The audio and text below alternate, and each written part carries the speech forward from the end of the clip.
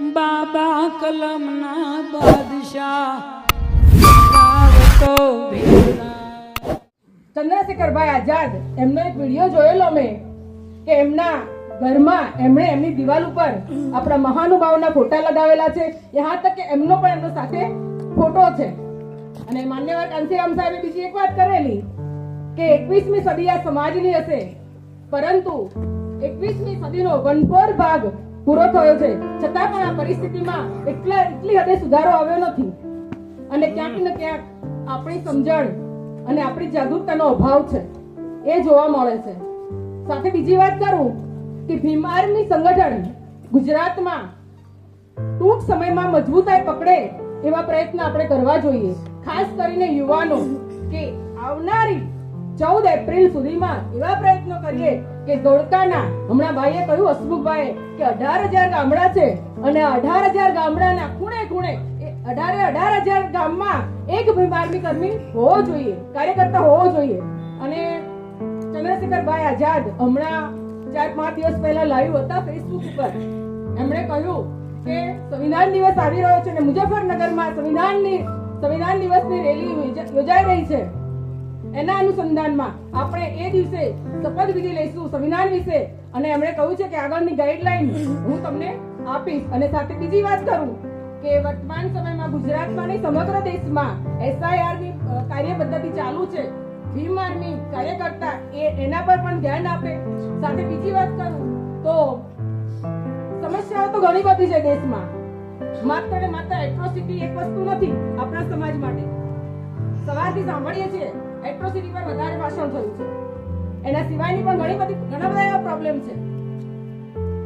પણ આપણે એ દિશામાં નહીં જોતા વર્તમાન સમયમાં સરકારી જે પણ યોજનાઓ હોય એને તમે ભીમ આર્મી કાર્યકર્તા ગ્રામ્ય લેવલમાં જાઓ, માણસોને મળો, વ્યક્તિગત રીતે વાત કરો અને જે પણ સમસ્યાઓ છે એને કોઈ પણ યોજના હોય કે સમસ્યાઓ વિશે એમના સાથે વાત કરો.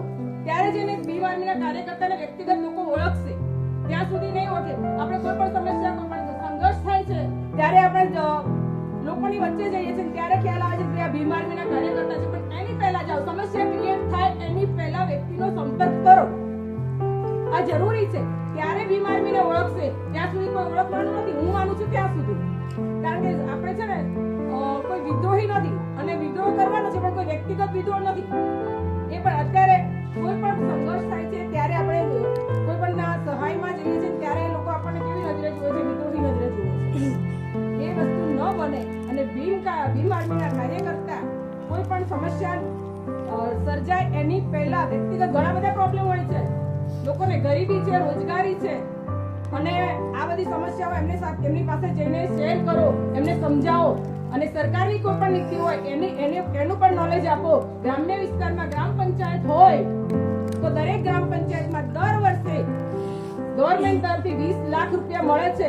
આવી બધી જે પણ ગ્રામ પંચાયતના કાર્યો છે, આવા બધા કાર્યોની એમને જાણ કરો. કોઈ નથી જાણતું હોતું આ બધા કાર્યો માટે. માત્ર ને માત્ર વોટ આપીએ છીએ, વોર્ડના હોય કે સરપંચના હોય. આ વોટ પૂરતો જ મર્યાદિત થઈ જાય છે, કોઈ જાગૃતતા હોતી નથી. અને બીજી વાત એ મૂકું કે ભીમ આર્મી કાર્યકર્તા દરેક ગામમાં પોતાના જે સવર્ણ જાતિ હોય કે ચાહે કોઈ પણ જાતિ હોય, પણ એક વખત મળીને મીટિંગ કરો કે અમારા સમાજ સાથે કોઈ પણ જાતિવાદી ભેદભાવ થશે, કંઈ પણ થશે તો એટ્રોસિટી એક્ટ લાગશે, કેસ થશે, કોઈ સમાધાન નહીં થાય. ભીમ આર્મી ક્યારેય સમાધાન નહીં થવા દે. આ વસ્તુ જો જાણશે તો જે જાતિવાદી જે ઉત્પીડન થાય છે કદાચ એમાં સુધારો આવશે. એ પ્રયત્ન કરવા જોઈએ. તો ઉત્પીડન થાય પછી એટ્રોસિટી લાગે અને પછી આપણે જઈને ઉભા રહીએ છીએ. પણ આ અલ્ટિમેટ આપવાની જરૂર છે કે ભાઈ ભીમ મારા ગામ મતલબ મારી જાતિ સાથે કોઈ પણ ઉત્પીડન થશે તો એટ્રોસિટી લાગશે તો સમાધાન થશે નહીં. આ દિશાના પ્રયત્ન આપણા હોવા જોઈએ. સાથે બહેનોની વાત કરું તો સવારથી મહિલા પ્રગતિ માટેની વાત થાય છે કે મહિલા સશક્તિકરણ એ કોઈ વ્યક્તિની બાબત છે, પણ સાથે પરિવાર, સમાજ અને એક રાષ્ટ્રનું નિર્માણ કરી શકે છે એક મહિલા. એટલે મહિલાઓ આગળ આવો. પહેલી મીટિંગમાં પણ મેં એ જ વાત કરી હતી કે ભાઈઓની સંખ્યામાં બહેનોની સંખ્યા ઓછી હતી અને આજે બહેનોની સંખ્યા વધારે છે. અને આનંદ થાય છે કે ભાઈ ચલો થોડો ઘણો તો ફેર પડ્યો છે.